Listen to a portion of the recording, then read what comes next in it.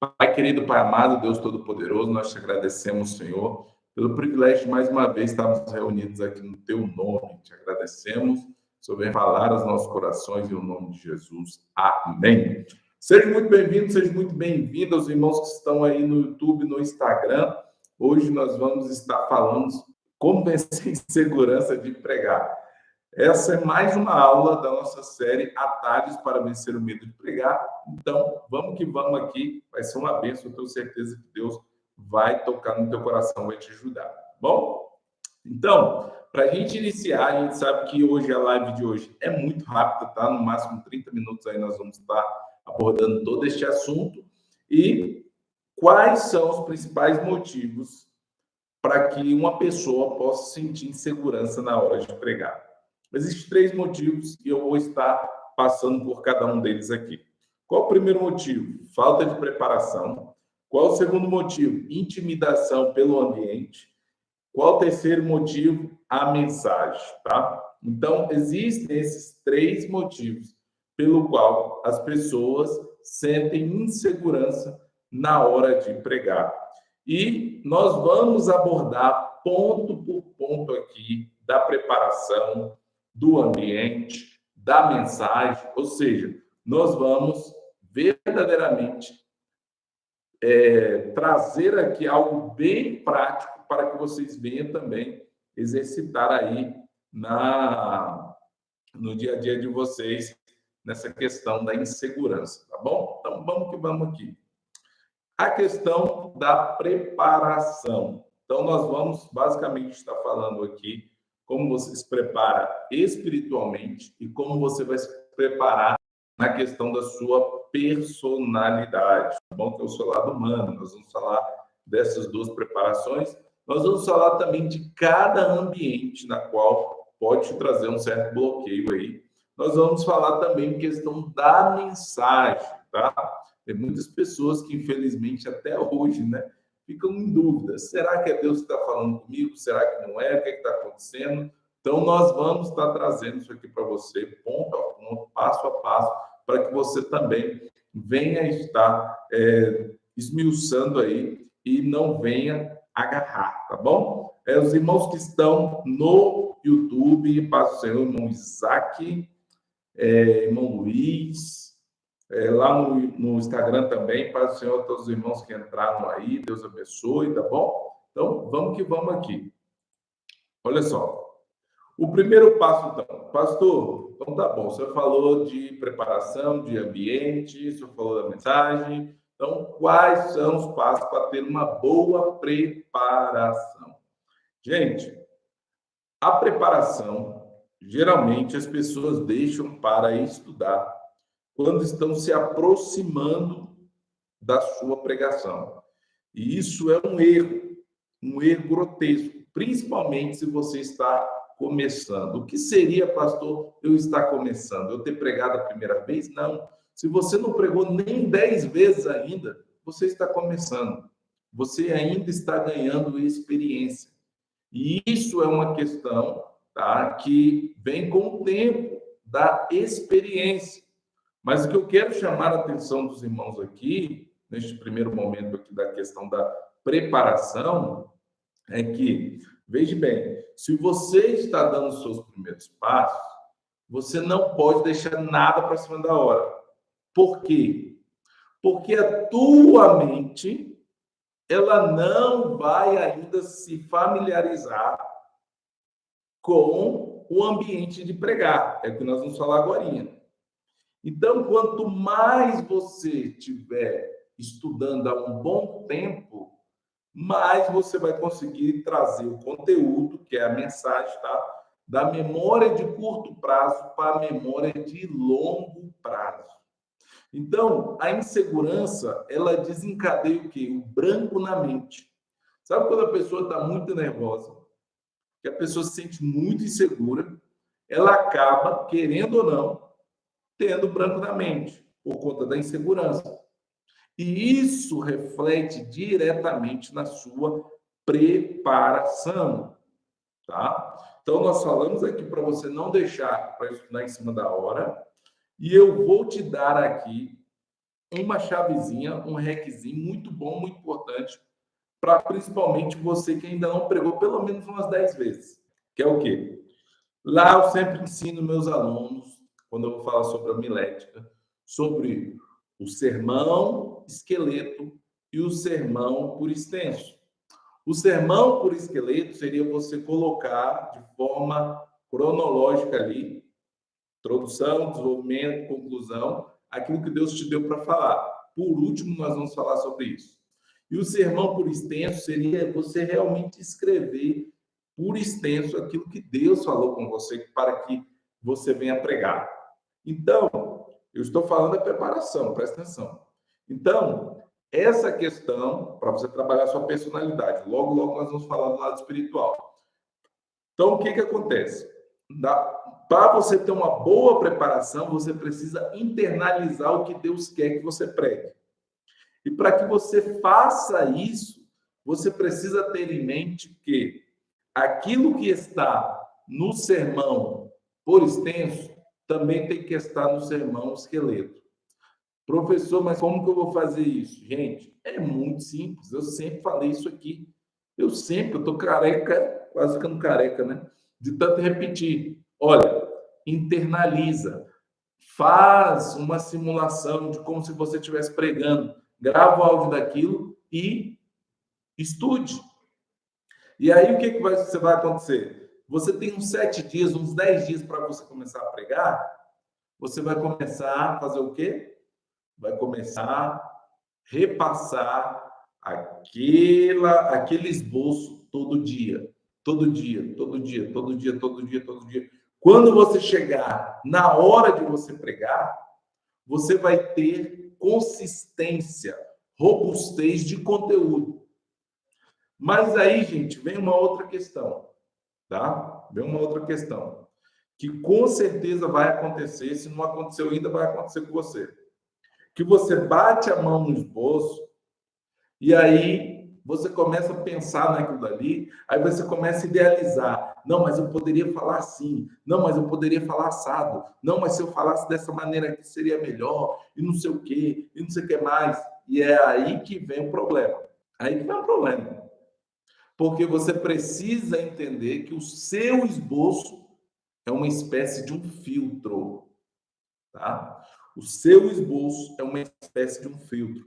Então, neste filtro, só entra ali o que Deus falou com você, o que você pensa, o que você acha, o que você deseja falar, não pode entrar no seu esboço. E aí que está a questão da preparação espiritual. Gente, quando você vai orar pedindo a Deus uma palavra para você pregar em determinado lugar, igreja, gente, você precisa ser fiel com aquilo que Deus fala com você. Aquilo que Deus fala contigo tem que ser, você tem que ser muito fiel àquilo ali. Você não pode, sabe, desagarrar daquilo ali. E é por isso que quando você vai entrando em propósito de oração, tal, jejum, oração, você lê a Bíblia e tal, e aí Deus, fala com você. O que você tem que fazer ali? Naquele exato momento, você tem que pegar aquilo que Deus falou com você e colocar no esboço e se esquecer de qualquer outra coisa que venha surgir na tua mente, tá?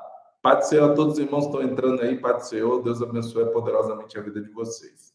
Então, você tem que se esquecer completamente. Aí sim, você fez uma boa preparação no seu lado espiritual, que foi, você vai estar com a unção necessária, porque Deus falou com você para você pregar aquela tal coisa, tá? E você também vai ter uma boa preparação da sua personalidade. E aí, gente, tem um outro detalhe, que eu já ouvi alguém dizendo assim, professor, mas deixa eu te fazer uma pergunta. E quando acontece da igreja te dar o tema, a igreja já te deu o tema e você que vai ter que desenvolver aquele tema. Gente, quando a igreja te dá um tema já específico que você vai pregar, você tem que estar orando a Deus, buscando a Deus em cima daquele tema E aí, em cima daquele tema, você vai fazer tudo aquilo que eu acabei de falar com você aqui agora. Aí nós vamos para a questão do ambiente, tá? Do ambiente, que é muito importante também. Então, dependendo do ambiente que você vai falar, você vai ter uma formalidade, uma linguagem específica para aquele ambiente. E, mais ainda, você vai ter que respeitar o público-alvo na qual você está pregando. Vou explicar isso melhor com palavras mais simples, tá bom? Vamos lá. Gente, se você estiver pregando na igreja, culto das irmãs, tem alguma irmã aí que foi chamada para pregar no culto das irmãs? Para você. Você foi chamado para pregar no culto das irmãs. Claro, todo o pessoal da igreja está ali. Jovens, adolescentes, crianças, obreiros, irmãos, etc., e as irmãs. Você não pode negligenciar a presença dos outros que estão ali. Mas o seu público-alvo da mensagem é as irmãs. Então, logo, não é que você vai excluir os outros irmãos que estão ali, mas tudo aquilo que você falar tem que ser direcionado em primeira opção para as irmãs, depois você aplica para a igreja.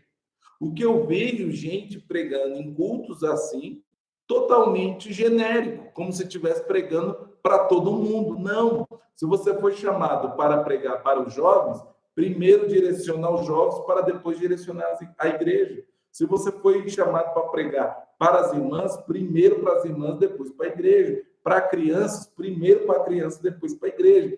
E olha, gente, quem trabalha com ministério infantil e faz parte do curso, provavelmente, tá? Não vou garantir, mas provavelmente nós vamos criar um bônus extra que vai sair de graça para quem já está dentro do curso, como pregar para o ministério infantil, como pregar para as crianças, tá? Então, se já tem alguma irmã aí que faz parte do método Medo ao Púlpito, ó, você já foi abençoada, tá?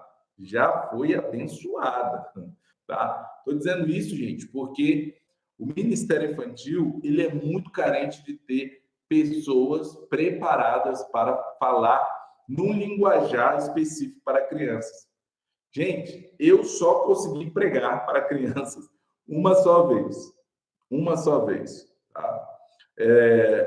Quando eu preguei para as crianças, que aqui na minha igreja é o seguinte, cada líder de departamento que escolhe quem vai pregar, independente se eu sou pastor ou não, independente, tá? O líder que escolhe, eu não interfiro, tá, gente? Eu não interfiro. E eu me lembro que uma vez me colocaram para pregar para as crianças. E olha, gente, eu consegui manter a atenção das crianças, tá? Dentro da metodologia de pregação. E mais interessante, eu envolvi as crianças numa dinâmica dentro da bíblica que eles mesmos foram trazendo as respostas, foi uma benção mesmo. Mas, enfim, o que eu estou querendo dizer para vocês é que dentro da igreja vocês vão olhar para esse público-alvo. Pastor, vou pregar no ar livre, vou pregar numa cruzada, vou pregar numa, sei lá, num lugar fora da igreja, tá? Vamos primeiro com o ar livre. Gente, se você vai pregar num ar livre, numa cruzada, numa campanha, sei lá, você tem que observar o seguinte, vai ter dois grupos ali, grupos de pessoas que não são crentes e pessoas que são crentes. E até mesmo, gente, eu vejo uma questão muito terrível. Terrível é pesado, né? Mas eu vejo assim, que é o quê? Às vezes tem um monte de visitante ali e o pregador dando a falar em línguas estranhas, línguas estranhas, línguas estranhas, línguas estranhas, línguas estranhas. Gente, uma pessoa que está te ouvindo não tem entendimento nenhum do que é aquilo ali que você está fazendo, você está falando, tá? O que vai acontecer? A pessoa vai ficar assustada. A pessoa vai ficar assustada. E aí, gente, nesse baque que a pessoa toma ali, às vezes a pessoa vai até embora. E você tem que colocar na sua cabeça que tem tipos de coisas que você pode fazer numa pregação que dentro da igreja é normal. Mas fora da igreja não soa bem. irmão José Leonardo da Silva, Pai do Senhor, meu irmão, estou escalado para levar a palavra à igreja sábado, agora eu nunca preguei. É, meu irmão, o negócio está feio para o seu lado. E aí, veja bem, meus irmãos, quando você vai pregar fora da igreja, você tem que tomar cuidado com o público que não é crente, para que eles entendam, para que você pregue numa linguagem sem jargões, sem jargões. Gente, o que eu mais vejo, pessoas vão pregar no ar livre e começa com jargões, com linguagem, vamos dizer assim, linguagem técnica de igreja, fora. As pessoas não entendem, as pessoas não sabem o que é varão, as pessoas não sabem o que é varoa, sabe? As pessoas não sabem, gente. E tem um monte de palavras, tem um monte de palavras. Quem está cheio aí? Quem está cheio aí? A pessoa que não é crente olha assim, cheio de quê, gente? Sabe? Jargões de igreja. Aí as pessoas aplicam isso dentro de uma mensagem ao ar livre, onde tem mais pessoas ali que não são crentes do que pessoas crentes. Então, vou te dar um exemplo. Uma vez eu fui chamado para pregar num presídio. Fui pregar no presídio. Meu Deus! E aí? Só tinha pessoa ali que não era crente. Tinha alguns que era filho de crente, mas não era crente. Qual linguagem que eu tinha que trazer num presídio? Não é, gente, essas coisas que a gente fala dentro de igreja, não. É uma linguagem objetiva e direta, incompreensível. Fui chamado para pregar no hospital. Gente, quando você vai pregar no hospital e a pessoa que está ali no hospital, ela é crente, tudo bem. Agora, quando a pessoa não é crente, você tem que adaptar a sua linguagem àquele ambiente ali. Principalmente, a pessoa chega no hospital e quer descer a borracha nos enfermos. Quer descer o bambu nos enfermos. E toma vergonha na sua cara. Se conserta agora. Olha, você tem que aceitar Jesus. Se você não aceitar Jesus, o bambu vai gemer nas suas costas. Meu Deus, faz isso não. Faz isso não, gente. Faz isso não, pelo amor de Deus. As pessoas estão ali no hospital, frágeis emocionalmente, passando por, sabe, dezenas de dificuldades. Você tem que ser meigo, você tem que ser doce, você tem que ser educado. E, de novo, direto, objetivo, para trazer uma mensagem que venha conectar com o seu ouvinte. Agora você quer chegar ali, bambu, bambu, bambu, bambu, bambu. Meu Deus, faz isso não. Faz isso não, meu irmão. Vai dar problema. Vai dar ruim, como diz o povo. Sabe? Então, cada ambiente você tem que tomar essa série de cuidados. E agora vamos lá para algo muito, mas muito importante, tá? A mensagem. É a terceira parte aqui, para você vencer em segurança. A mensagem.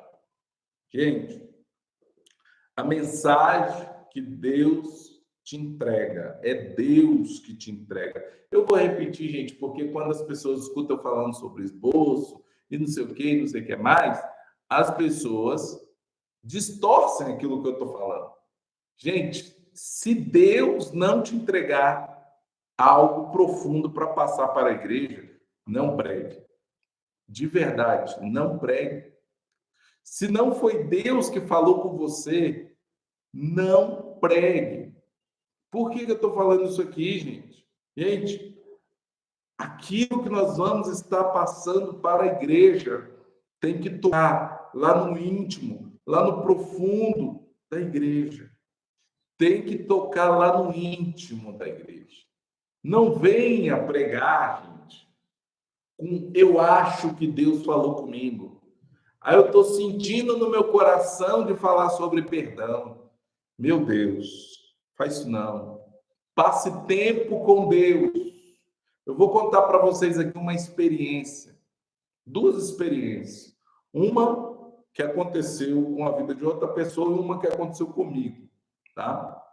Havia um missionário chamado John Ryden. Esse missionário foi missionário na Índia. Este homem, ele orava até Deus falar com ele. Ele não saía do quarto enquanto Deus não falava com ele. Chamaram ele para pregar numa conferência. E ele ia pregar 3 dias nessa conferência.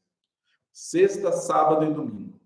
Chegou na sexta-feira, bateram no quarto dele de oração. John, vão lá. Está na hora de você pregar. Ele simplesmente olhou para a pessoa e falou: Deus ainda não falou nada comigo. Ele já estava 24 horas em oração. Ele falou: Deus ainda não falou nada comigo, não posso sair daqui. Ele passou toda a sexta-feira de oração. Chegou no sábado, na hora dele pregar, ele não saiu do quarto. Na hora dele pregar, bateram na porta: John, está na hora de você pregar. Ele chegou e disse: Deus ainda não falou nada comigo. Deus ainda não falou nada comigo. Fecharam. No domingo, na hora da pregação, o homem não saiu da oração. No domingo, chegaram lá de novo, bateram na porta, ele falou: olha, agora sim eu vou, porque Deus falou comigo. Ele pregou 10 minutos. 10 minutos. As pessoas estavam esperando ele pregar 1 hora, 2 horas, porque ele ficou tanto tempo guardado ali naquele quarto de oração. Ele pregou 10 minutos. Quando ele terminou de pregar, a glória de Deus caiu dentro da igreja. Ele saiu, foi para o quarto de oração. O povo não conseguiu sair do lugar, não conseguia sair daquele ambiente. Adoraram a Deus, glorificaram a Deus até o outro dia à tarde. Porque ele pregou algo que Deus mandou. Vou te dar uma experiência minha, própria, gente. Eu um dia fui chamado para pregar numa igreja lá em Aracruz, no estado do Espírito Santo. Na igreja, no bairro chamado Mar Azul, pertinho da praia. Eu fui chamado para pregar. E quando eu cheguei naquela igreja, gente, eu tinha orado, tinha jejuado 1 semana buscando a Deus. E Deus se manteve em silêncio. E eu fiquei preocupado. Falei: meu Deus, o que eu vou pregar? O que eu vou falar, Senhor? E aí chegou lá. O culto aconteceu. Na hora que eu saudei a igreja com a paz do Senhor Jesus, que eu peguei o microfone, Deus me deu uma visão. Aqueles que acreditam, outros não acreditam, enfim. Depende do seu relacionamento com Deus. Deus me deu uma visão. E nessa visão eu vi, gente, um pergaminho descendo. E lá em cima do pergaminho estava escrito assim: Atos 2:42. E eu fui pregando tudo aquilo que estava escrito naquele pergaminho. E eu vou te dizer uma coisa. Eu acho que eu nunca preguei uma mensagem tão impactante assim na minha vida. Porque apesar de que eu não tinha nada para pregar, e Deus me revelou na hora, Ele me revelou um esboço, gente. Ele me revelou um esboço. Meu Deus, eu nunca esqueço isso. 4 passos para ter a íntima comunhão com Deus. Eu nunca esqueço isso. Atos 2:42. Foi muito profundo. Muito profundo. E olha que coisa interessante. Quando eu terminei de pregar, tinha um diácono que chegou assim: irmão Luiz, a live começa às 6 horas da tarde, querido, tá bom? Toda segunda, quarta e sexta. E aí, irmão, veja bem, tinha um diácono atrás de mim, no púlpito. Quando eu terminei de pregar, o diácono deu um pulo, me tomou pela mão e disse: olha, irmão, naquela época eu nem era pastor, olha, irmão, quando você estava pregando, antes de você começar a pregar, você não tinha nada para pregar. E eu caí de joelho, chorando. Você não tinha nada para pregar. E Deus enviou um anjo na sua direita, um anjo na sua esquerda, abriu a sua visão e te deu um rolo santo. Aleluia. Aleluia! Ai, meu Deus. A igreja já estava fogo, a igreja pipocou mais ainda, irmãos. Foi uma glória tremenda. Porque até então só eu tinha visto. Mas quando Deus usou ele para testificar, irmão, o povo não aguentou. Porque eu não falei para ninguém. Eu não falei para ninguém do pergaminho que eu estava vendo. Só eu estava vendo, estava pregando, olhando para aquele pergaminho, e ninguém entendia por que eu estava pregando, olhando para o teto. Aleluia. Ninguém entendia. Mas o que eu estou querendo dizer para vocês? Mensagem. Só pregue aquilo que Deus manda descer do céu para que você fale. Não fale aquilo que você acha, que você pensa, que você quer. Eu senti no coração, pastor, de pregar sobre João 3,16. Faz isso não. Faz isso não.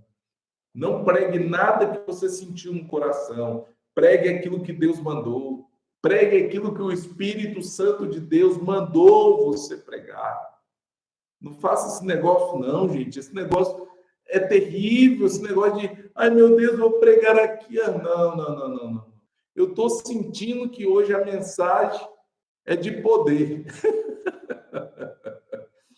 Ou se não, tem aquelas pessoas que fazem o quê? Eles vão para o culto e ficam observando os hinos que estão sendo cantados.